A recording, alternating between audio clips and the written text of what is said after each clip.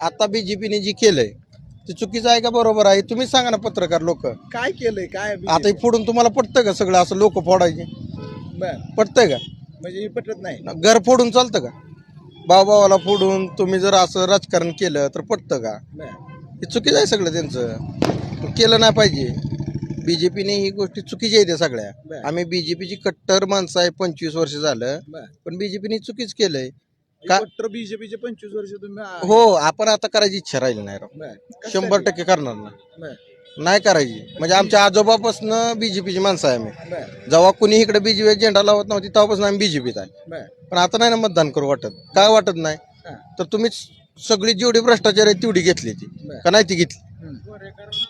आणि असं जर घर फोडून चोऱ्या करा आणि पैसे सगळं करा ना आम्ही सगळं जिरू, हे चुकीचं आहे बीजेपीचं. 100% चुकीचं आहे म्हणून आम्ही करणार नाही. त्यावेळेस तर आमची इच्छा नाही बघा. काय यावेळेस मग काय नाही यावेळेस तो तरी वाजवू जरा बरं वाटेल. कशासाठी कशासाठी म्हणजे आता हे चुकीचं वाटतंय म्हणून वाजू वाटायला. काय हे म्हणते तू तरी वाजवायची देश वाचवायसाठी तुतारी वाजवावं लागणार. देश वाचवायसाठी होय होय देश वाचवायसाठी तुतारी वाजवावं लागणार.